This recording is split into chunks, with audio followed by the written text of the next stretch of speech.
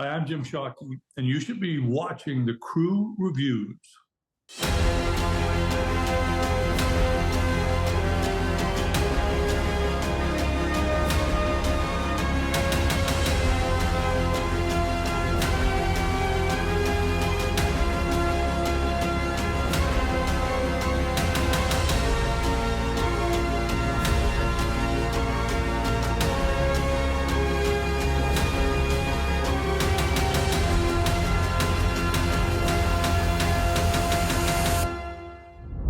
Gentlemen, look what we have in the show today. Mr. Jim Shockey, world-renowned outdoorsman, and many other things, and we will all talk about that right here today. But Jim, it's good to have you here. Welcome, sir. Thanks a lot. I'm odd man out here with a coffee and a Yeti cup. We'll drink twice. Just I say we'll drink enough for you, Jim. No worries. Yeah, perfect. All right. For anybody who watches our show that's living under a rock, if you don't know who Jim Shockey is, he's a big game outfitter, television producer, and host. He's an accomplished outdoor writer, and anything and everything to do with being a man and being in the outdoors. And you'll know who he is. But now we can also say a fictional novelist. And his new novel, Call Me Hunter, comes out October 17th. We're thrilled to have him on the Crew Reviews. Welcome to the show, Jim. Thank you very, very much. Oh man, I can't believe toasting and you know what? It's a cafe latte inside there too. It's not even a real coffee. It's not black. You don't have to tell anybody what's in there. We'll just assume. We'll edit. We'll do a voiceover and edit that out and say Okay. Black. Well, I think it doesn't matter. I think Jack Carr takes his coffee with he puts a whole bunch of honey in it. Right? That's right. No, Hey, Jim, no, don't say that. Don't say that. Hey, without spoiling any of the big secrets to this, can you give our audience a little overview of Call Me Hunter? Yeah, it's a novel that I literally envisioned when I was 10 years old. That and a museum were the two things I wanted to do with my life. And I have no problem setting goals that are half a century in the future. I started collecting for the museum. My first seashells are in there, insects, pretty rocks, fishing lures. But I realized when I started the novel at that same age that basically I didn't have a story to tell. I sucked. There's a skill to writing, and I obviously hadn't honed that. So I canned that after about 8 pages, horrible. And I picked, I knew I had to live life first. Many people study to be authors or writers and come out of university and they write. That's just not, I can't do that. I never could. I felt I had to live first and then write, as opposed to write and then live. So I tried again in about 1993. I penned the first lines of Call Me Hunter. Zhivago is dead. I hunted him down and I killed him. And then the rest of the, that second person perspective, and I sat there and I realized again, I was still too young. I had not lived enough life to have an actual story to tell, not enough experience. So I continued for another 25 or so years. And 2019, November, I sat down and started writing the rest of Call Me Hunter, which was, as I say in the preface, it's my story. I finally had lived a life, that I felt was experiential enough that I could tell a story, my story. So that's the beginning of it. Wow. Well, this is a lifetime endeavor for you for this one story. And with all that you've been involved in, television, travel, your museum, all the adventures that you've shown on television, and all these accomplishments would be enough for most people in terms of a lifetime, of living. So what was the compelling reason that you would spend additional time over these 20 plus years to get a story published when you've had so many other successes? Well, as I say, that was my goal. I knew I was going to be a novelist. It was not a matter of if, it was when. And the problem with the when part was it was a long way in the future. So yeah, no, I was going to do it. There was, that was the whole reason I did everything else. Wow. The other, the traveling. I mean, you can go research to write, Yeah. or you can just go, and living is your research. So I was doing that. That was research for this novel that I was going to write, but I had to live it. Not just go to the place and be able to describe it. No, I wanted to embed myself in whatever cultures are there in the remotest parts of these wild lands around the world, and live it, as opposed to just research. So the story was always in the back of your mind as you were filming all that stuff. I feel so bad for anybody that I was stuck in a tent with in a blizzard in the Arctic, or Steve Coburn. Ask Steve Coburn, sitting in, where were we, in Somalia, and we were trapped there for a little time, and so laying in this little sod hut at night, I would be telling him the story of Call Me Hunter. And Corey Knowlton, I mean, traveling around the world with him, he would have to listen to me telling the story, because I was writing it in my head that entire time. So I could have, when I sat down to finally write it in November of 2019, I probably could have watched reruns of Laverne and Shirley and actually written the first 100 pages at least. It was already written. Every story. I was sitting on every mountain. I was putting the story together. Wow. It was like I say, it was all the way along. I was composing it. That's fascinating. But so maintaining reader curiosity and keeping them guessing is a hallmark of a great thriller. And Call Me Hunter features a fantastic twist. And so everything you just said, I'm curious, did you plan that twist in advance before writing the story, or did it develop organically as either you wrote the manuscript or you told the story to your friends? Yeah, there's the beginning was told. The way I mixed it into what my story was, that was organic. So if I sat there and wrote it, I was going to do this. That was my intention, was take the story there, but the characters wouldn't do that. They wouldn't do that. It wasn't realistic. It wasn't. It wasn't even interesting to me at the time writing it. I go, and so I don't work with an outline. Never have. Someone said that a storyboard. I don't even know what that is. So for me, it develops it as if you're living in the characters. Then what happened? And you've already got a framework that you're working within, meaning a lifetime of experiences. And as you have read, if you read it, I've drawn in many truths that are truths. Anybody can go find out, and it's fact. So I wove those into the story, but how each character reacts in a given situation. Luba, the character, didn't exist. She wasn't in my original version at all. It was, but she was just there. I mean, that's but she had to exist. Yeah, right? she had to be there. Yeah. Well, the story doesn't happen without. Yeah. Well, I mean, it does, but no. But I do find those interesting facts, because I Googled, like, is that real? Like, right? I know Sean and Mike did too. Like, is that real? And then you go to the Google and you're like, oh shit, that was real. That was something real. Yeah. Well, that's what I say in the preface. I'd love somebody with a lot of money and wants to throw it away to just send in a private investigator and figure it out.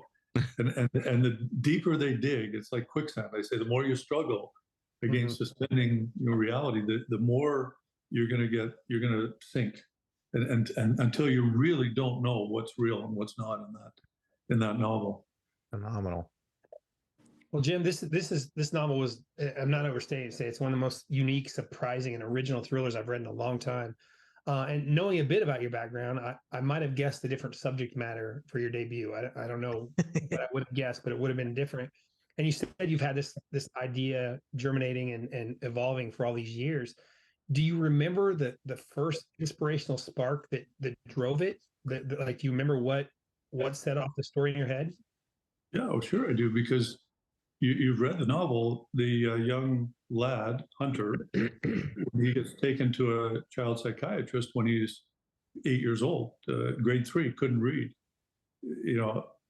I couldn't read at grade 3. My teacher, Mrs. Miller, who interestingly enough has reached out to me in the last few years. That's awesome. Yeah, yeah, because I couldn't read. I mean, everybody else see Dick run, see Jane climb the hill or whatever. Grade 1 and grade 2. I not interested. I mean, nobody knew that at the time. So she told my parents, "Look, you better get this kid tested because he's just off a little bit." And so they did. They took me to a child psychiatrist. So you're asking what was the beginning of it, and I remember I said when I was 10. I was reading already voraciously. Hunter by Jay Hunter. Spent all my time in detentions reading it instead of reading what the school wanted. So, by then I already knew I would be a novelist, even though at the age, 2 years before I couldn't read, and it was just because they weren't giving me things I was interested in. And there's many people listening right now that are the same way. They may be considered to be on the autistic spectrum somewhere. But mostly it's because they were bored or they're intelligent. You're not giving them. The teachers they're not in that bell curve. They're on the outer edges of it, and I definitely was. As soon as my parents took me to the library, it was like I was Jimmy in Wonderland. Look, this whole shelf is filled with books of things that Tarka the Otter. That's in the book. It's in the novel. That was a book that again was one of the first ones I picked when I couldn't read. Yeah, so that what started it. That's what started it. Reality, my story. So that's and I just wrote. I wrote. Someone told me once I know it was Paul Bellsring said the best writing is honest writing. So I just wrote honestly. I didn't have to make up a whole bunch. I told my story. It's my story. Wow. One of the things you said, it seems simple on its surface, but I'm an avid reader. I have been since my dad gave me the Born Identity when I was 10, and I didn't understand most of it, but it got me hooked. And I've tried to get my kids involved, and I did, but it was like the pace of when they got interested was always different. And it's as simple as what you just said. It's find one story that catches their attention and grabs their imagination. And then it's like an addict at that point. My youngest daughter is a freshman in college, and she just literally got into reading for pleasure a month before school. And she read like 7 books in the month before school. Now she can't put them down. So I think it's a very simple lesson, but it's amazing that started your whole path over. And I really think that's the key. Just one story. Yeah. Who knows what inspires anybody? We don't know. You just don't know. But when that catalyst, whatever it is, then you can set them on a course that determines their entire life and possibly changes the world. And we always have to remember that when we're dealing with youngsters that are just starting out. Let them open their minds. Give them opportunities to not be in that bell curve. They don't have to be. Let them be on the outside edges of it, and let them be open-minded about what they're doing, which is a big problem nowadays. My son has a similar, I guess, beginning. He's younger. He's in middle school. Similar start to you, Jim. And I wonder, I'd be blown away if he ends up having a career like you. It's fantastic. Well, hey, trust me, his mother will not be too impressed if he starts to like me. When I was 14, I was working in my museum, and I heard that a great long lost uncle had gone to Africa on a safari, but he lived in Edmonton, Alberta, and I lived in Saskatoon, Saskatchewan. So I was 14, and my mom, to the day she died, was angry with me and said she never gave me permission. But I distinctly, I think, heard her say, "Yeah, you got permission to hitchhike from Saskatoon to Edmonton and show up on a great uncle's doorstep, knocking on the door and say, 'Hey, great uncle, is it true you went to Africa? Can you show me?'" It's like he sent me home. Sent me home. Yeah, but that's So like I say, my mother's gray hair all came from me. So be careful what you wish for. Well, she probably adored you at the same time. Well, you talk. You talk about having to live your life to feed your novel writing. What were the pieces? Are there any key pieces that you took away from your lifetime of adventure and exploration, what were maybe some of the nuggets that those adventures and experiences provided you to become the novelist? I mean, this is your first fictional novel, but holy crap, it looks like you've been doing it for 20 years. So what were the maybe some key nuggets from those years that fed you as an author that you are now? Well, I mean, number one, the honing the craft. I wrote 1,000 articles for periodicals before the year 2000. Right. You know, so I mean, I can write. Yeah. If I have any talent, I mean, you probably have to start with a little bit of that. Although all through high school and university, I never got anything better than a C in any creative writing literature class. In fact, I copied, and read it in the book, Joni Mitchell's. I copied one of her papers because she went to the same high school I did.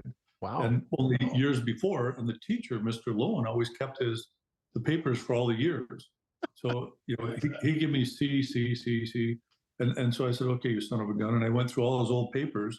I found A, and it happened to be Joni Mitchell. She got an A. So I copied it word for word and handed it back in. I got my C. Yeah. So you know, so yeah. It was the name. It's the name. Thanks, Joni. And maybe the hair. I don't know. Well, here's another funny story. When I first wrote this, to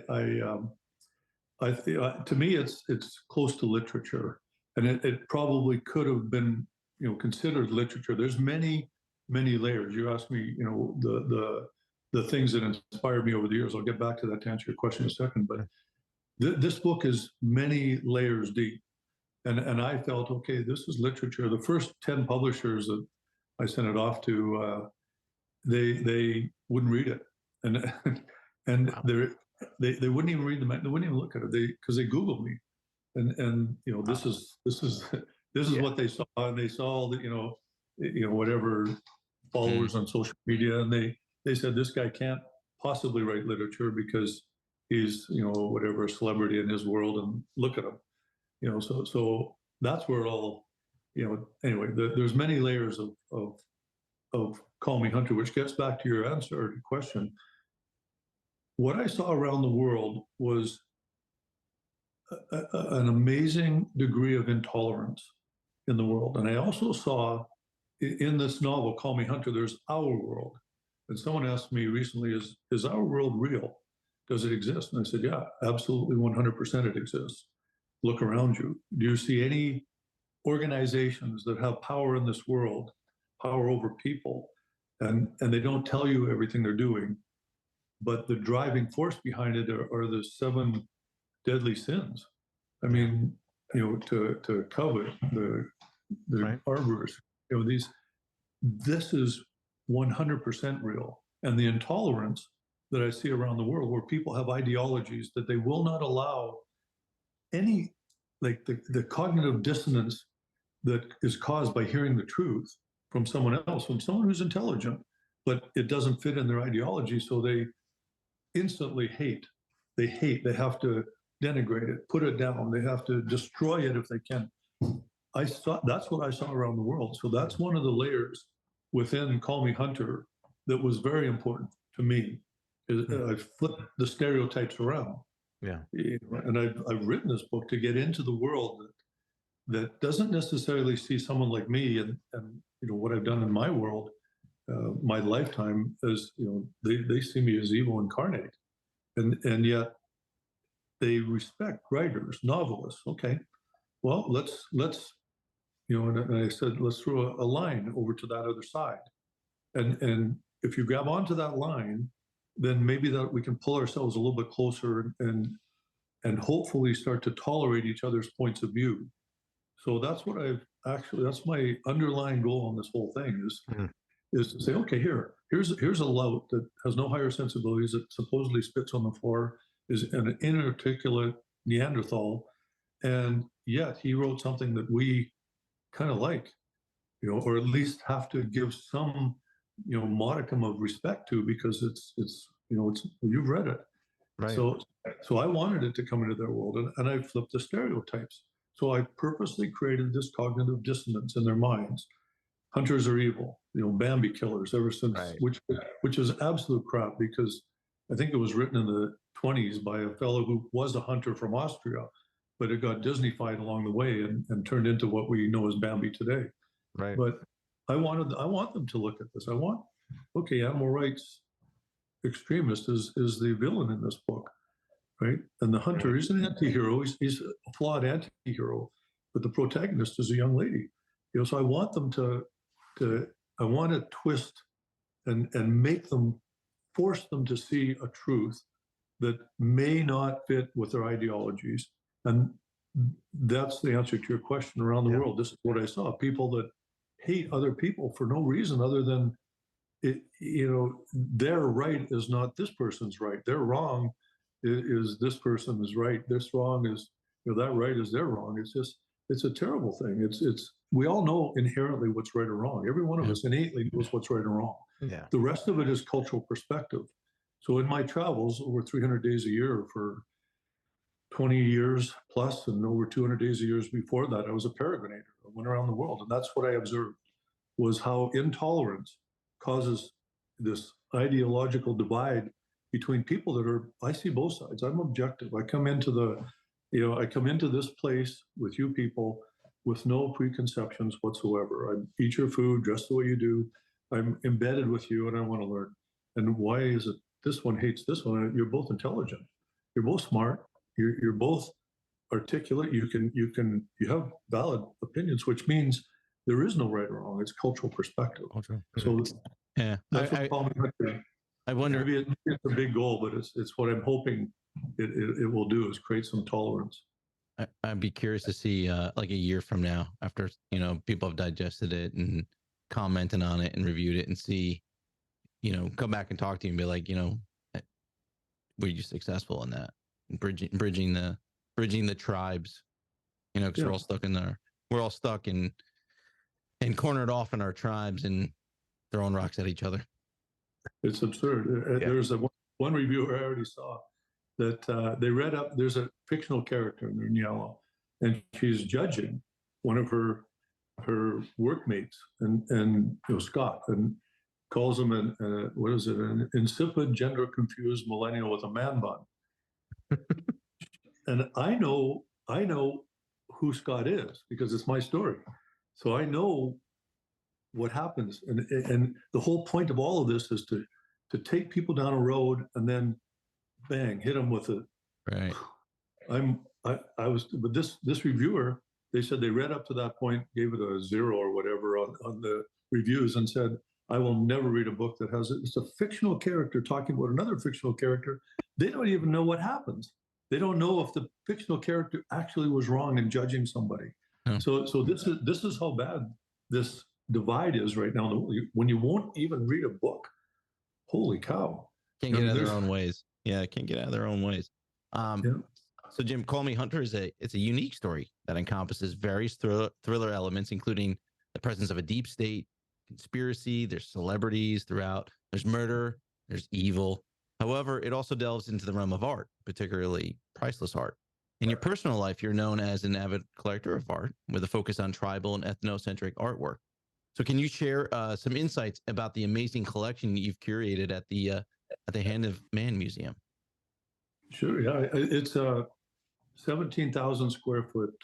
It's a school. Our children went to that school, actually. It was built in 1961, decommissioned in the year 2000. Louise, my wife, and I bought it in 2015, but it had been derelict for 15 years. I took 4 40-foot containers of personal garbage out of it from squatters when we bought it. Poor Louise, she broke down in tears when the bank said, it was a bankruptcy sale at that point. Anyway, she broke down in tears and said, it's a white elephant. I said, no, I have a vision. And it was left in public zoning by the government in their wisdom because they wanted 10 houses built. And I said, no, it's a beautiful facility. We'll just change the zoning to commercial, which, we dealt with issues, but we got it sorted out eventually. And it's filled with art and artifacts from around the world. There's dinosaur skeletons, real woolly mammoth skeleton, woolly rhino. There's a whale skeleton, narwhal skeleton. plus, like I say, art, mass, ethnocentric art from around the world. That was the reason I was doing the traveling. The television shows dealt more with the hunting side, but you can talk to my cameraman and ask him how many times. And we're not going into the mountains today. We're going the other way to a village that I hear they're having a souk or whatever, a market, and we're going to go there and see. And the beautiful thing about the art world and the collecting world is that's ubiquitous around this world. So there's people that have that gene, and you find each other. It's like hunters. They're hoppers are kings. It doesn't matter where I am around the world. There's 10% of the population are that, and we're kindred spirits because of that, no matter where we're from. And it's the same thing with the art collecting world. There's always somebody who knows somebody. Oh yeah, my uncle has. But you go there and he said, well, no, the real collector is this guy, and you just work through the whole, and you end up together. And that's how I gathered these artifacts. I had a full-time person for 25 years that all they did was export import, and I say half this gray hair is from our daughter, half is from export import of everything around the world. All the customs. It's a nice. Jim, there's not just artwork and skeletons. You also have a large collection of books in that museum. Yeah, some really important pieces. Huh? Yeah, in the museum. Yeah. There's Steve Fawcett had a magnificent collection of exploration books. And then when he went around the world in his balloon and then crashed in, I think, an experimental aircraft, his estate auctioned off his library at one point, and I just didn't have enough money I missed Shackleton's book that they wrote on Elephant Island. There's only they only made 100 copies. Everyone was handwritten and signed by each of the members of the crew, and they know where. I think there's 42 of them, but the bidding started at 60,000. I think it ended about 80,000. And I missed Captain Vancouver's books. But I spent every penny. I spent all of our kids' inheritance, and I picked up which isn't, trust me, that doesn't fill a library up with books. It fills a shelf up with, say, 3 or 4. Oh, man. But I've been collecting books. I've been a bibliophile since I was a kid. So I've collected books, but always on a certain vein. Again, this Hand of Man Museum of Natural History, Cultural Arts, and Conservation. That's what our museum's called. And so everything that I've collected has been down that vein. I've been very focused in my life to end up at a certain place. So even though I love Ayn Rand, and when I had to bite my cheek to not, and tie my hands in my pocket to not buy a signed first edition, Ayn Rand Fountainhead. But because it just wouldn't have fit in what I was planning in my life, and the collection was put. So exploration, it starts with natural history. Back 1508 is the earliest book in the museum, Plinius, and a natural historian. But in those days, we were all, scientists, theologians, musicians, artists, and then over the years we just kept. I guess that was the real Renaissance time when we were everything. Everything, and then we kind of going up. But so I went natural history, like Cuvier, Cobb, they're all in there, and then exploration. Captain Cook's original first editions are all in there. Actually, your Lewis and Clark from your guys' area, and Alexander Mackenzie from up here in Canada. I've got their first editions, and it just goes on and on from there into the hunting world eventually, when the hunting separated off from because originally we were all one, as I say, and then hunting separated. So the library, but it's a museum filled with things that are hand done, handmade, made by man, and I use that not in the politically correct sense. It's made by us. But each piece is hand chosen by me in my travels. I recognized the piece spoke to me, and Reed called me Hunter. There's an ability, absolutely 100%, that people have to recognize whatever it is in a thing, the spirit of the person that made it. Maybe, I don't know, but something you feel that this is made for a pure reason, not for resale, not a a days made in Japan. This is something that for whatever reason speaks to you, and that's every single piece in that museum is you can't not feel it when you walk through there. And people that are really switched on, they'll be in tears walking through there because they really hit some people much harder than others. Wow. What's the one piece in there that hits you the most? I get asked that fairly often, like which a variation of that is which is your favorite piece or which is most important. And what I say, every single one of those things, and there's 100,000 objects in their masks and samplers, show towels, there's like Amish quilts, Duke-War rugs. There's 100,000 items in there, each one made by an individual human being that existed on this planet at one time and is more than likely gone now. And very high odds that the only thing left of their entire existence, other than maybe a gravestone in some cultures, is that thing, that object. So for me to say that one is more important or one means more to me, or no, because everybody's equal in this world. Michelangelo is a great artist. Sistine Chapel is wonderful. Academically, holy cow, it's just a work of unbelievable art. But does that make that piece, what he did there, more important than a Snafu carved hornbill or a door from Tibet that somebody put their soul into? To me, it doesn't. Michelangelo was a great artist, but so was the person that did that. When you create something from your heart, it's got your soul in it. It's got your spirit in it. And so no piece can be more important than another. There's pieces absolutely that are worth more money in the open marketplace, but that doesn't make them more valuable in my mind. So answer to your question, no, there's not.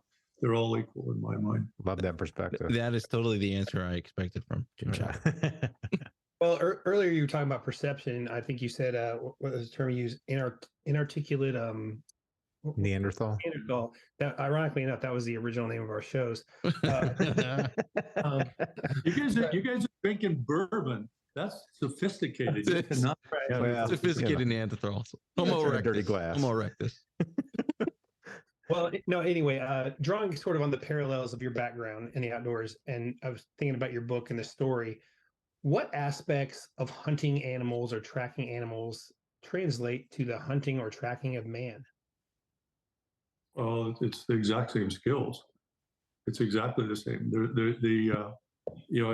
When you say man, I mean, people think in terms of wars or tracking a criminal, but I mean, I found my wife at a dance class, so it's the same skill. It's like a water hole is where you would hunt. So you hunters just know that. So it's the same skills. Tracking man. I mean, I went purposely to find my soulmate, someone that I would spend the rest of my life with, or as much as our time together would allow.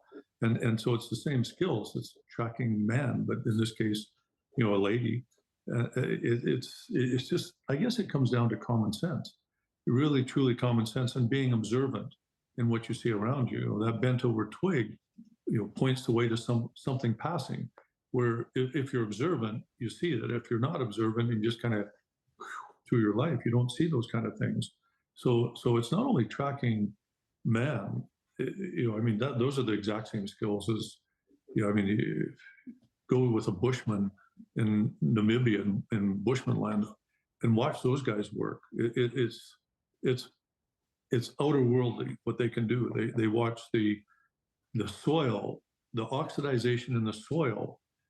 By that, they can tell whether something was an hour ago, 5 minutes ago, 2 hours ago. I mean, I look at it and I'm fairly fluent in the world of tracking or the language of tracking. And I mean, I can see from a day, but to tell within minutes of when something passed over soil by the oxidization, the change in color, I'm just unworthy.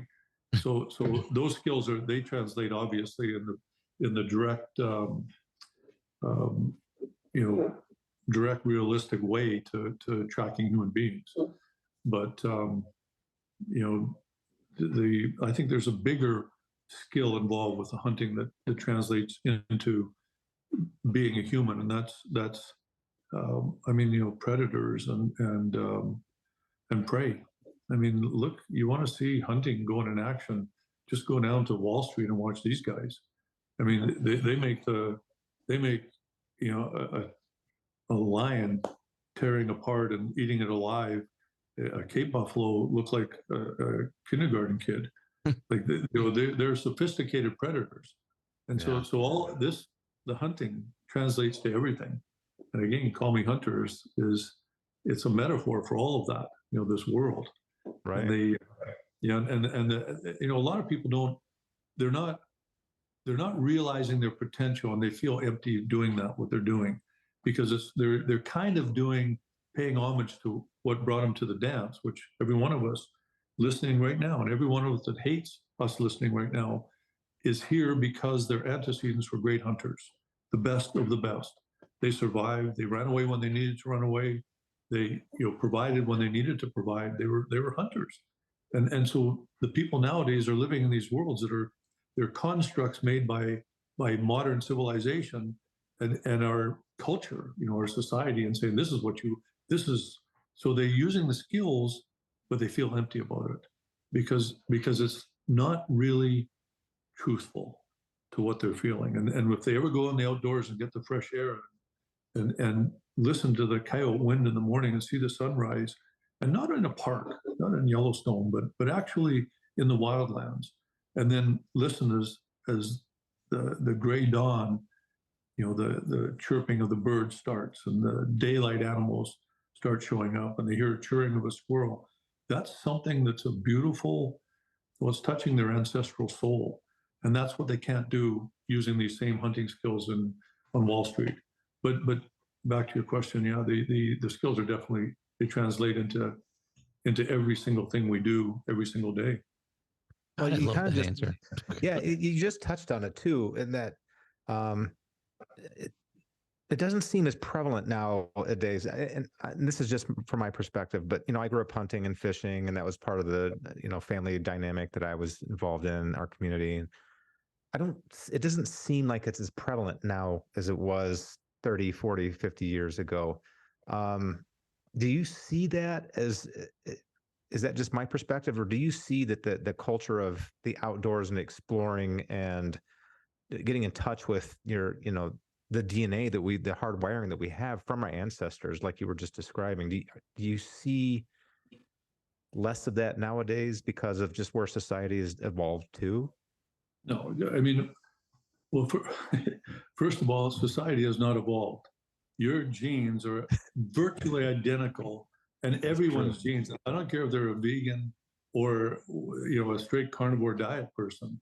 Their genes are virtually identical to the genes of our ancestors from 10,000 years ago, or, you know, 6,000 years ago, depending on your faith. So nobody, they can tell me all they want about they've evolved. No, you haven't. You're virtually identical till someone comes up with, you know, 3 fingers and a beak. Yeah. We have not evolved. We're the same. So what has changed? You know, I mean, if you go back in time, when we started, you know, turned into an agrarian group as opposed to hunter-gatherers, that was the start of it, because now more people can live in a smaller area. So, okay, there's the start of this. It's not evolution in genetics, it's evolution in I don't know, behavior. So then it stayed pretty stable for a long time. You see, even agrarian cultures, you're still going to have hunter-gatherers living with them. You're going to go shoot a moose. I mean, when I grew up, if my dad didn't shoot a moose, we didn't eat meat in the wintertime. You know, buying a cow was not an option. We didn't have the money. I didn't even know you could buy a cow. So what's changed then? And you say 30, 40 years, I'd say more like probably 70, 80 years. Okay. And what and up to 30, 40 years, what's changed? Urbanization. You know, we've urbanized. We haven't evolved. We've urbanized. Okay. And we've done that because how else do you keep 8 billion people on this planet functioning and keep a supply? Well, you can't supply when everybody's scattered all over the place. You've got to have supply lines that go into the center core of this mass of humanity. And that's what's happened. It's not evolution.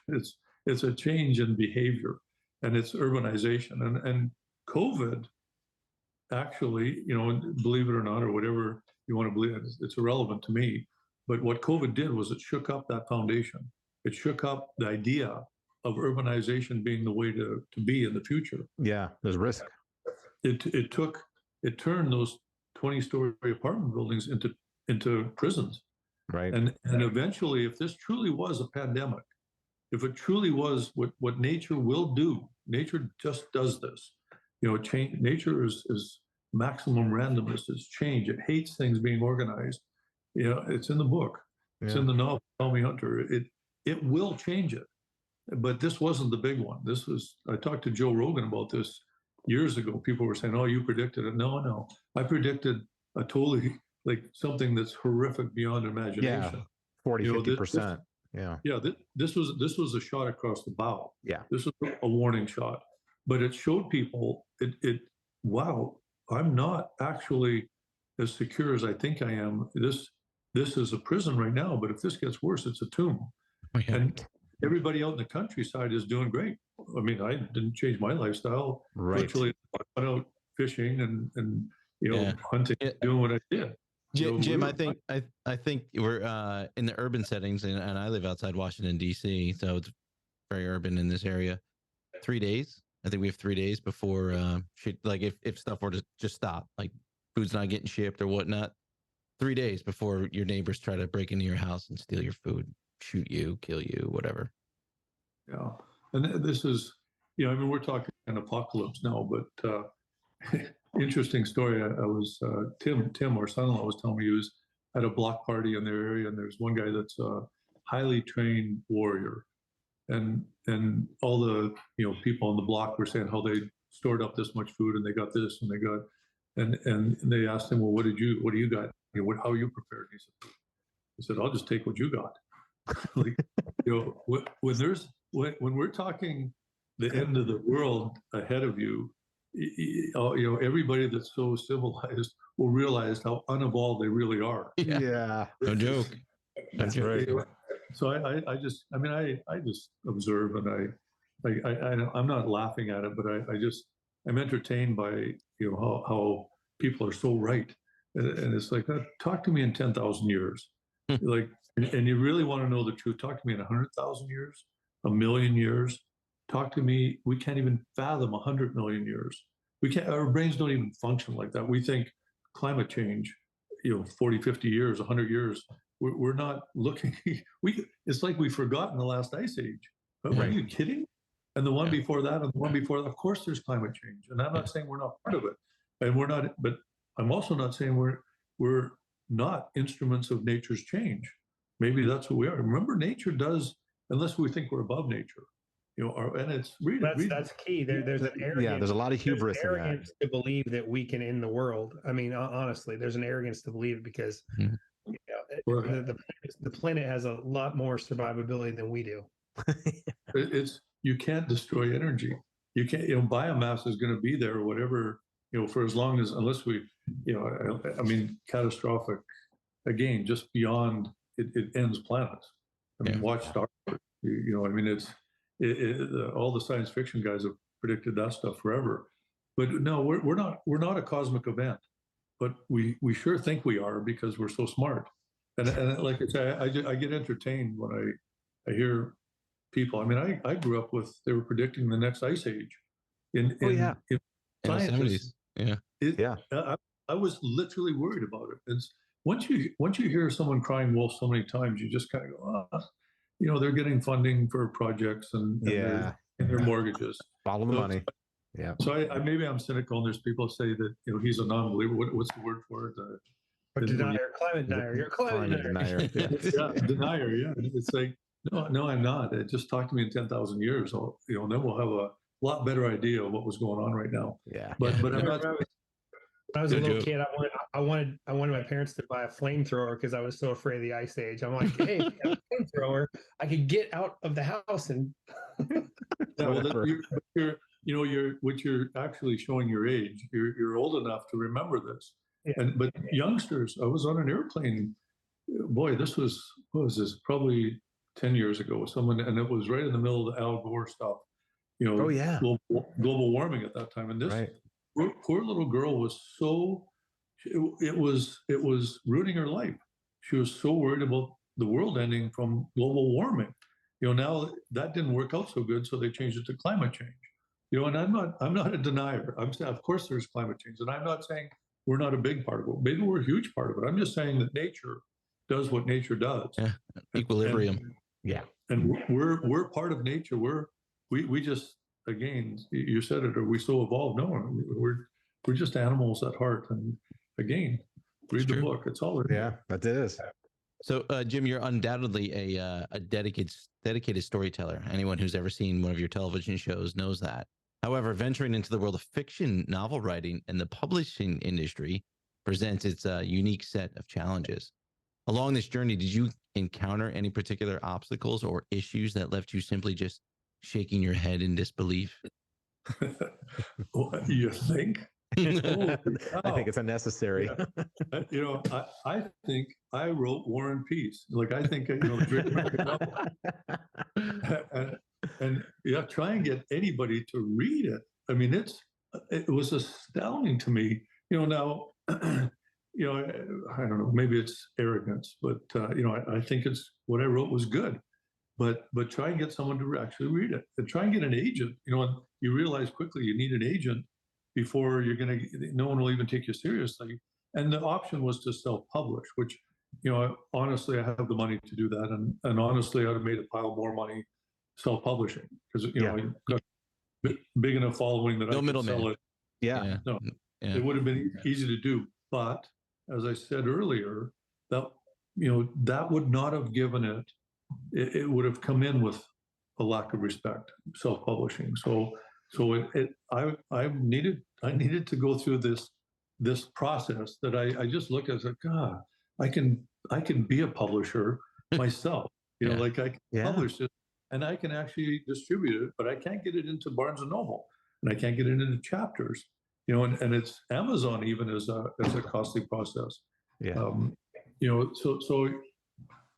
I needed to go through this, and I was curious about it too, because I always wanted to write a novel. And back in the day, self-publishing wasn't an option. You could handwrite it out or type it out and do that over and over, or Xerox it. Gestapo machines. That was that long ago. So no print on demand functions or anything like that today. No, there was nothing like that. So it was about being and which meant you had to be vetted by your peers, or at least, and I'm, when it comes to the vetting by peers, Sir Arthur Conan Doyle said, mediocrity is incapable of recognizing anything greater than itself. Whereas talent instantly recognizes genius. And I butchered this quote up a little bit, but not much. So you have to actually put out your baby, and find out if people think it's ugly. And if they do think it's ugly, then you got an ugly baby. But in my mind, I felt that it wasn't mediocre. This work wasn't mediocre. Definitely. And I, no matter what anybody said, if they're judging it as that, means they're just not capable of seeing something better than what they're capable of producing. So that arrogance or self-confidence, I like to call it, or belief in self, it allowed me to go into that without, this whole process, knowing that, okay, I'm going to have to go through a sludge to get this recognized. But I was very fortunate in that Esther Fedorkovich at the Fed agency, I sent it in to her, and to be fair, she had published our daughter's book, Taking Aim, or not published, but she was our daughter's agent for Taking Aim, a book that was published several years back. So I had it in, but still, this is a fictional novel, and who wants to read for it? And not a short one either. So who wants to read for hours? But she gave it to her readers, and when she called me up, which Esther, you can't even get her to return a call ever, but she called me and said, I want to do, or no, she texted, wanted a Zoom call. So we set up a Zoom call in the museum. I was all excited. And she had a piece of paper in her hand, and I'd never met her before, didn't know who she was. And she held up a piece of paper, and she said, my readers have given me this piece of paper. I'll tell you what it says in a second, but she said, I have to ask you this question. Did you actually write this? Like, that was her first question. Like, well, like, why wouldn't you think that somebody that looks like me couldn't write this thing? But I said, honestly, you know, I wrote every single word of it. And she said, okay. And she said, because my 13 readers that vet everything before they get to her, she said they're the most cynical, jaded bunch on the planet because they have to read all these unsolicited manuscripts that, you know, I mean, a lot of people think they're good writers, but the readers don't, you know, they're professional readers. Yeah, but they're not good writers. Yeah. 13, like they're on the page said, sign this guy, he's the next great writer. And that's what she held. And she said, so I'm signing you today. I haven't read it, but I'm signing you. So I just needed to know that you actually wrote this. But that still didn't help it get published. You know, like I say, the slowness of this industry. Yeah. I'm just not used. No, we know that for a fact. Yeah, we know it. We know it intimately. Everybody that's listening right now, just get over it. It's going to take a long time to get your work, your baby, even looked at by anybody. So it, you know, and it was Esther that sent it off to the literary publishers that didn't even read it, wouldn't even read it. You know, so then we ended up with commercial fiction, which is a tough nut to crack. Yeah, sure is. You got the right editor, though. I think she definitely fosters her athletes or her authors' voices. So, yeah. She's got like #1 New York Times bestsellers on her stable. I think I'm only one of 1 or 2 fiction writers that she actually has taken. She's a force. Yeah. I love talking to her because it's so much positive energy. It's just like, soak it up. You got to soak that up. Your question, it is an amazingly glacial. Yeah, glacial. We know. Yeah, painful. Glacial. It's painful. It's like you've had it for 6 months. Like, what do you think? 6 months. That's it? No, please. At least 9.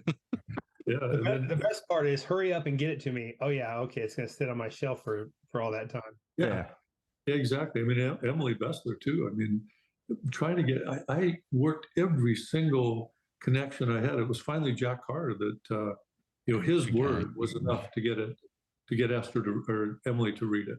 Yeah. And thank goodness that he took that risk. He took a chance by recommending, you know, because I love you two, or you 3 guys right now. I love you dearly, but you think I'm going to recommend your novel when I've just, you know, barely got my own? Yeah. Jack paying it forward because I think Brad Thor did that for him. Thor did that for him. Yeah. And I will guarantee you, you know, if I ever get a big enough voice and have enough power, I would do the same thing, but I would do it over and over. For anything that I loved, that I believed in, because what are you going to do? Send me home? It's not like I need this. I'm doing this. Pretty fulfilled. Yeah. Right. Yeah. Well, all the money, we're giving all the money away anyway. My wife and I been working 2 years on creating a society to give that entire museum, you know, the building, the land, the contents, and an endowment to cover expenses for 40 years. Wow. So it'll always be donation only. So I spent $150,000 on a totem pole the other day to put into the museum that we're just going to give away. I might as well just ripped up the money, but it's not. So it's not about the legacy. It's a legacy. Yeah, it's a legacy. It's fantastic. It's not what you accomplish when you're alive. It's what people remember you for afterwards. Right. Yeah. And I truly, I just did a podcast earlier today. I quoted Karl Marx. Yeah, I really shouldn't, but I do it again. Really? Did you, Shockey? Quote Karl Marx? My head's about to explode, but I want to hear it. But it's from those according to their ability to those according to their need. He got that right. Yeah. He really, truly got that right. And if everybody in our communities, you know, it's just communal spirit. It's helping your fellow citizens. If you can, you should. And that's what I've always felt. Is, you know, my variation on his quote is, if you can, you should. And Louise and I could. So we're going to. And you know, Eve and Tim, they're doing great. It's a disservice to pass a whole piles of money to your children I mean, I've seen too many of them waiting around for the parents to go away Yeah. so that they don't work for it, and they never realize their own potential because they were never put in a position where they had to produce. So it's a curse of that. Yeah. Yeah. Curse of that. Well, Jim, I want to get back on the book real quick. You have a writing style that seems allergic to cliche, even intentionally turning every cliche on its head and defying readers' expectations. You read enough books, you sort of start expecting things, and every time I expected something, I was wrong, which is great. Is this something that comes naturally as you write the first draft, or do you painstakingly eliminate cliches as you're editing, or is it kind of a mix of both? When I write, and I think it was Hemingway that I first heard about this, that he would write until noon and then get into his gym, but he would write no matter what. And I've heard this again. I think Stephen King said the same thing, that you just write, and whatever at the end of the day, whether it's trash or not, at least you wrote. And I've also heard, Paul Bellsring tell me, that I've talked about before, that good writing is honest writing. He also, he said the difference between writers and non-writers is writers write. So I always, when I'm writing, I sit down religiously. 4 a.m. I'll be at my computer and I'll write till noonish. Depending within. Some days I sleep in a little bit. Some days I leave early to get a good golf game in instead of later on with the wind. But you have to write. So when I'm writing, I hate using words that are extraneous. They're not necessary. Why is that word in there? So, but you don't always catch that on the first when you write it. But when I reread it that same day, I'll reread it. I'll rewrite the sentence. Then the next day, I'll start back again, as far back as I need to in what I've been writing, to where I thought I had it good to that point. And then I'll start. So some days I never get past, even half of what I wrote the day before. And, because I just am cleaning it up. And words are, poetry. It's not poetry because poetry is actually written, but it's like painting. There's a perfect way for something to be, and words are the same thing. It's like painting with words. So they've got to flow. There's an ebb and a flow to words that I have to feel comfortable with before I'll move on and start creating more words. And so I'll go back and I'll rewrite probably 3 at least times, probably 4 as I'm writing, before I'll, it's got to be right. And if I go on to the next and I write another 4,000 or 5,000 words in a given day, I'll still go back and reread those first ones that I thought were perfect. And then, then you have to go back and read the whole thing. I read it out loud to myself and go, "Oh my gosh, you sound like you've never written a word in your life." Neanderthal. Yeah, that's right. The insensitive lout. Yeah, that's right. So I rewrite as I go along, and when I hit the end of that novel, I'm really comfortable that I haven't wasted or used words for no reason. That the words all flow beautifully, and if it's dialogue, it's good dialogue, not stilted, studied. Hi, my name is. Sounds like my writing. Jeez. Hey, damn it! I need to change my chapter now. Yeah, here we go. We're gonna go. Hi, my name is. Yeah, but humor is good too, right? Hi, my name is Jim Works. If you're writing humor, taken seriously, not so much. No, not so much. No. Well, hey, Jim, this is the end of our regular portion of our interview. We're now entering what's called the lightning round. These are not necessarily, intelligent questions, and we don't expect really necessarily intelligent answers. Just kind of off the cuff what you think. And just when your mom said, think before you speak, well, we can just throw it out the window now. So I think Chris is up. He's going to have 3 questions. And Chris, why don't you take away the lightning round? Nothing lightning about it, but we'll find out. All right. So, Jim, if you could be reborn and select the culture or society to be born into, which would it be? This has to be lightning. Are you kidding me? No, it's nothing lightning about it. You got 3 seconds, Jim. Go. I would love to be Inuit up at the beginning, crossing the Bering Strait with the megafauna, 100%. Nice. Awesome. I love that one. Mammoths, saber-tooth tigers. Yeah, I would, test my mettle, send me to hell so I can hunt the devil. I would have loved. I mean, imagine with those, like the bison, the steppe bison by the millions out in the steppes and those, Yeah. and then see the woolly mammoths. I mean, and then to be able to hunt them and figure it out, be the people that were literally the tip of the spear at that point. I would have, I would have, the Koryak people anywhere. That's the answer. Yeah. That's the kind of answer we expected. Yeah, that's exactly who Jim Shockey But is. it's even better. It is. All right, so here's my next one. What was the most frightening moment, event, or thing that you encountered while filming any of your television shows? Yeah, easy. The critique of my wife, Louise, after I did I remember distinctly my first hunting adventures video. I had to introduce it, and I had a fellow Kirk Sharp with me, another outfitter, and I mean literally. And I'm right back to what I just said. That's where it came from. I was kind of doing a joke for my own self, but it was, hi, my name is Jim Shockey, and this is Kirk Sharp. And the most frightening thing was for Louise, who was a professional actress, taught acting, to actually critique that and say, are you serious? Like, hi, my name is Jim Shockey. She's the one that told me you have to speak in a sing-song voice. If people want to hear, if you're trying to explain them, want them to listen to the story, you've got to be talking up and down and up and down, and it's mellifluous. It's flowing. It's not monotone, and I don't smile when I'm. So it's just like writing.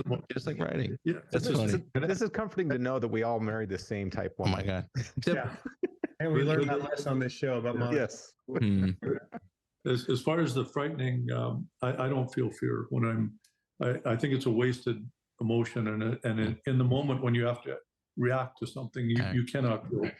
You just, fear is a luxury that we have in our world, and it's mostly was eaten out of us back in the days. If we didn't react properly because we were afraid, but you can't be afraid. So there's no, the typical answer would be charged by this, charged by that. No, I never felt fear in any of those situations. Yeah. No, I was way more afraid of Louise's critique on because that meant failure. That meant failure. This is my life. That's the best. Yeah. That's the best of all of our lives. Yeah. That is a great answer. All right, here's my final one.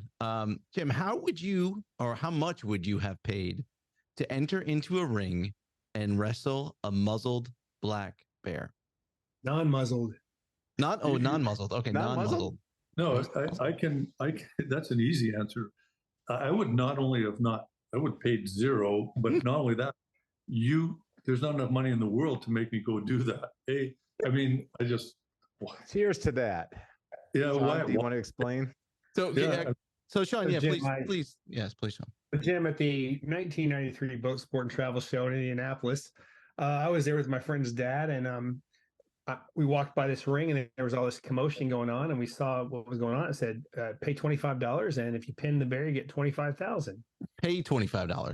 Pay $25. Yeah. And I look over and I watch for a minute, and I see this guy who is kind of scrawny and everything. And I saw 3 guys get their butt kicked. Now I saw this one guy lift the bear's back leg, and the bear rolled over on its back. I thought, that's interesting. So I went and paid $25, signed a waiver that said I wouldn't sue them to death. And as I'm stepping in the ring, I had to wear wrestling headgear. And I look up and I go, "Oh, he's not muzzled." The guy goes, No, he's front declawed. He's not muzzled. He goes, "But he won't bite you." And as I'm stepping in the ring, he goes, "As long as you don't pull his hair." So I get in there and I'm basically petting the bear. This is like maybe a 350 pound black bear. It's not a huge bear, like as grizzlies go. And it's relatively, quote, trained, I guess, not tamed. But anyway, I'm petting him. And then I lift his back leg and he rolls over on his back and I slide very gently onto him. And I start to push one arm down. And as I start to push the other arm down, he reaches up and snatches the wrestling headgear off my head with with his teeth. And my eyes got about as big as saucer plates and I rolled off. And then he basically grabbed me by the leg and slammed me to the mat and just laid on me for the rest of the 3 minutes as I hyperventilated in fear. And Sean, you were this time 6'5". Yeah, okay. At this time, I was actually training for camp with the Indianapolis Colts, so I was 6'5", about 255, about 9% body fat. I was feeling myself at 23, and that bear treated me like a toddler, and he wasn't even serious. So as I told these guys, every time I see a movie where some guy's going to wrestle a grizzly bear or fight a grizzly bear with a knife, I'm just like, I turn it off immediately. No, the power. God. We can't even fathom the power that these animals have. No. I mean, we are by far the softest thing. Yes. And I don't care if it's in a ring. So, you know, I mean, back to answering your question, there's not enough money in the world to make me go in the ring. You're a wise man. I toast you. Well, I don't know. That rug behind you maybe tells a different story. I know the rug over the couch, Jim. All right. So Mike, all right. If you could choose any one object not in your possession to display in your Hand of Man museum, what would it be? That's not in there. Yeah. You know, that I would have to feel covetousness or something that, you know, it would mean that I've failed to this point in my life because the museum is literally filled. So if there's something out there that isn't already in there, then I failed. Oh my gosh, it'd be like, you know, like Louise telling me that I sucked high. Like, so the museum is packed. Like if you go there, it's the old curatorial style. In the video, my gosh, yeah. Yeah, there's not a blank space this big in there. Yeah. Which means if there's anything out there in the world that I wanted to display, it would already be there, or else I fail because I've pretty well completed that part of my life. So there honestly is not a single thing out there that I covet or and that's another emotion that I feel is it's a vice that humans, unfortunately, we have, and I worked really hard at a young age. You know, I could have been a mastermind criminal. I had the opportunities at a young age. I truly looked down that road, the very low road, and I realized that part of the driving motivation behind it, desire, is to covet things that you didn't work for, that you don't own already, that you know don't belong to you. Yeah. So it's an awkward question for me because there really isn't. Okay, no, honest answer. That's awesome. Yeah, there really is. Okay, maybe this one, maybe you've thought about. If you could go back in time and be a participant of any historical expedition, what would that be? I mean, Captain Cook, 100%. Oh yeah. To be, he was brilliant. I mean, he was beyond brilliant. What he did and how brave to go in his little tiny sailing ships around the world, amazing to me. You know, Christopher Columbus was pretty cool, but it's not. Captain Cook was to me, that was a true Renaissance man, and to be on those expeditions as he traveled through the South Pacific, I mean, up the northwest coast of North America.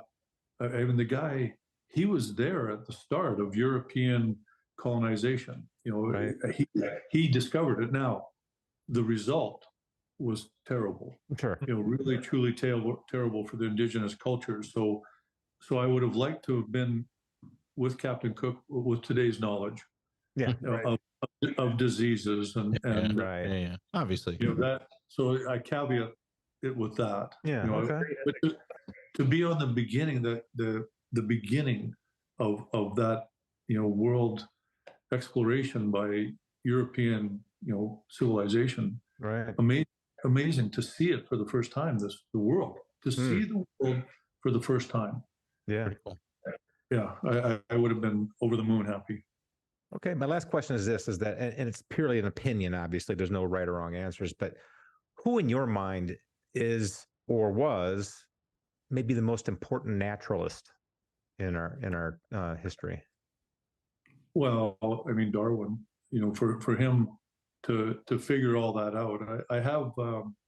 I didn't get a Darwin first edition in the library because he wasn't complete. He rushed it, but by the sixth edition, natural selection was, I think, was the first time he used in one of his books. But that guy, as a naturalist.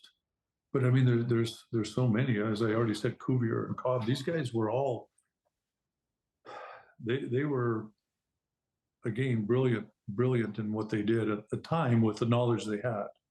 Nowadays we could look back and say, okay, Darwin was off in some of his, observations and his conclusions. But, I think part of it too is that he had to face a time when, you want ideologies opposed to each other. Oh, yeah. He was risking a lot. He was, and the only time he could have been worse with that would have been during the Inquisition. Mhm. But really he was, Victorian Moors at the time, and monkeys turned into humans, basically. That's what he was saying to these people, to them in a very literal sense. He wasn't, but that's, he had to face the slings and arrows that we can't even comprehend. I mean, we can kind of, because we're almost getting back to those dark ages again. Yeah. In today's world, but for him, Darwin, I think that it's not just about observation. I mean, Audubon, he was beautiful. Look what he did. I mean, Yeah. And he hunted and killed those birds, and amazing, beautiful artist. But it's a pretty safe route, where you get someone like Darwin as a naturalist explaining an entire new way to perceive Up in the system. Yeah. The dawn of man. Yeah. So I think that he gets extra points from the Russian judge even for that. So yeah, I would say Darwin. All right, cool. Johnny. Mine are way easier than theirs. Way. This is child's play for you. All right. My first one is: what are the 3 most indispensable items you would want if you were out in the wilderness? Oh, my binoculars, my Havilon knife, and some way to start fires. And binoculars, just because I think I'd be fine figuring out a way to eat and survive, but I want to be able to see. It would just, like, how big is that moose over there? That would. I guess I would have guessed. I would have guessed 2 of your answers right. The other one I wouldn't have known. But that's why they've never invited me on Survivor or whatever. You brought gained 8 binoculars? pounds. You want binoculars? Are you kidding me? Yeah, but I can't see that butterfly. What bird of paradise is that if we're in Papua? Vote it off first. I want to see, how big is that moose? Like, the other stuff is whatever, but I, my own curiosity, I want to know. I want to know. I want to see it. I want to observe it. That's so funny. I love it. If I die in the process because I couldn't find any food, I'll die happy because I saw, what color butterfly that was, and, what species of Morphos it was. Yeah. Okay, number 2, as well traveled as you are, and again, let's put aside your covetous comment earlier. As well traveled as you are, is there a place that you have yet to visit that you yearn to visit, or have you been everywhere? No. New Jersey. New Jersey. I've talked to enough New Jerseyans. He talked about hell already, Chris. Yeah, there's not a place. Yeah, there literally isn't. And again, it goes back to the question about regrets. Yeah. I have no regrets, and it was time for me to sit down and write my novel. So when that time came, that was also the end of my peregrinating. It was time to. I love it. I love travel. There was places that I would have gone if I had more time in my life, but and my wife shows me, the mortality of us human beings. We just can't count on forever. So I had a really clear vision of how far I'd get along on my journeys, and the places that are still blank on the map, they're blank for a reason. A, I didn't want to go there. B, I just ran out of time in this lifetime. Now, if I'm wrong, and we actually have two Hey, lives you're to live, pretty damn young still, my friend. Yeah, you're pretty young still. yeah, but I've got to do other things. Okay. I've got Priorities, yeah. Get it. and that chapter in my life, I mean, with Louise gone now is literally, that's Yeah. I have to move on. I don't know if you guys knew, I'm an author now, Yeah. so I'm going to be writing. We heard. Damn good one. I was just going to suggest Louis Coney Island in Kokomo, Indiana. It's a really There you go. Well, I mean, I love different cultures, and that's really different there. Oh yeah. Oh, Yeah, I was in Louisiana. There's also very different cultures. That's so. a very different. You said golf. I'll get you on the golf course here. So Beautiful. no, okay. Yeah. My last question, maybe the most important, maybe the most significant question of the evening. So there's a new film taken this week. I saw it today, taken from a train near Durango, Colorado, of a couple. A couple took some pictures, and the guy with him, or the guy that wasn't with him but next to him, took a video. I'm hoping this isn't going where I think it is, but I'm sure it is. That purports to show Bigfoot. Oh, yeah. So my question is, you're very well traveled. You're very well traveled. Why does he not exist? why does he not exist? So what gives you the utmost confidence? And I know the answer to this, but I want to hear it from you. What gives you the utmost confidence that he does not exist? Well, I think you kind of answered that with the well-traveled part. I'm considered a professional hunter in certain circles.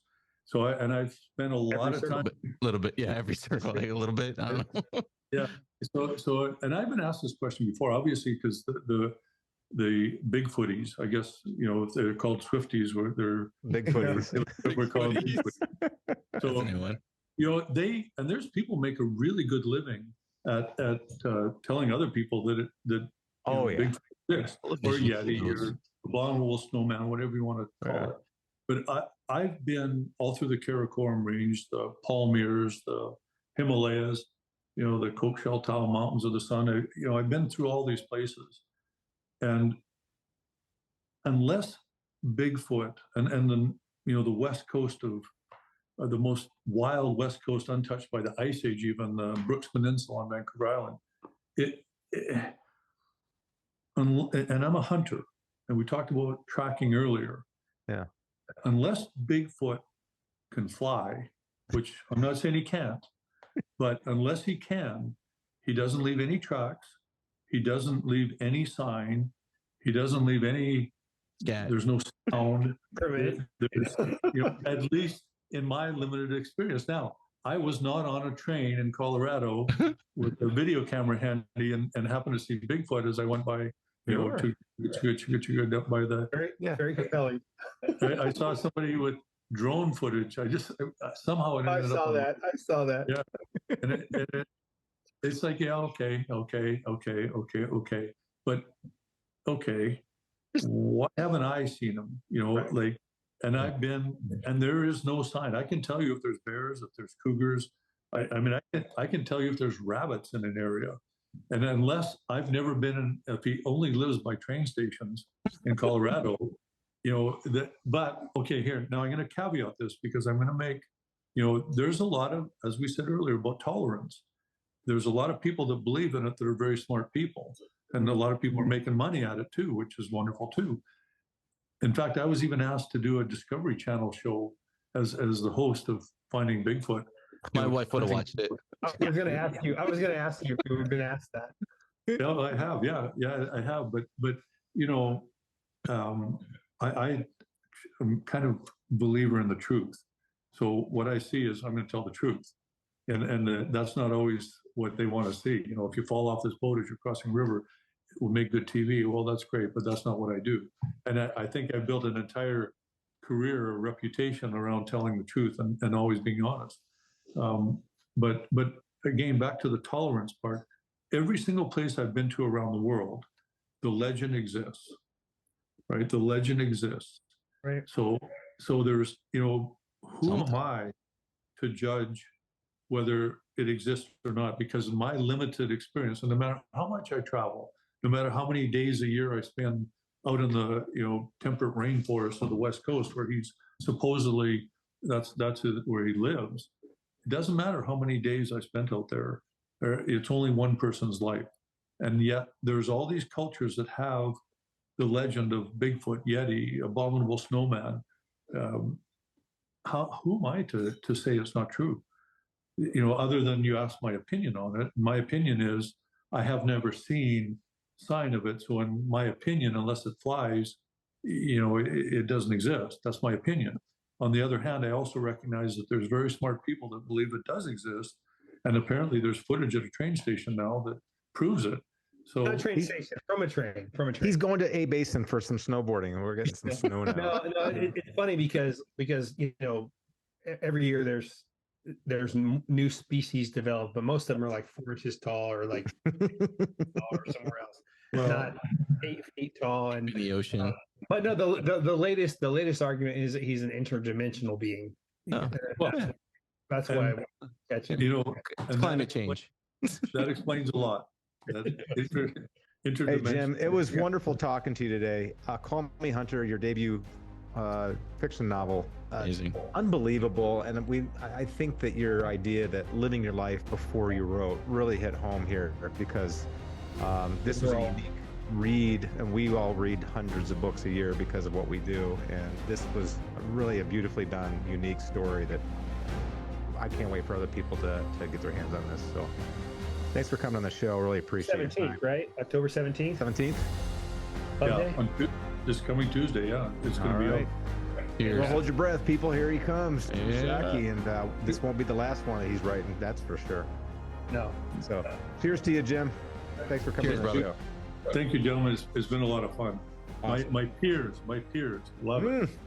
Hey, boys.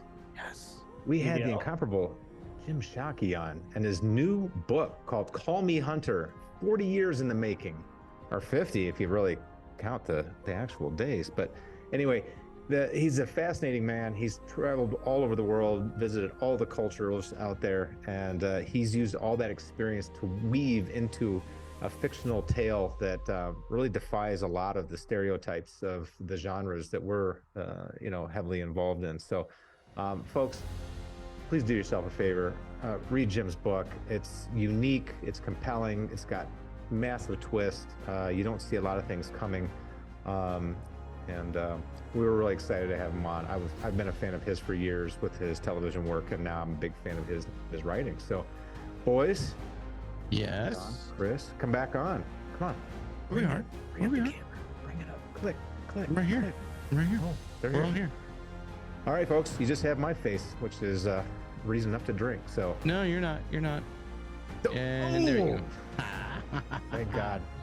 Well, and Mike, that might be the best show summary we've had in the history of the show. So well done. Well, that was What did I unscripted. say? That was from the heart. Yeah, The what is entire that? That's thing. from the heart. It was from the drink. heart. Folks, Cheers. buy this book. Cheers. Mm-mm. Mm-mm. Mm-mm.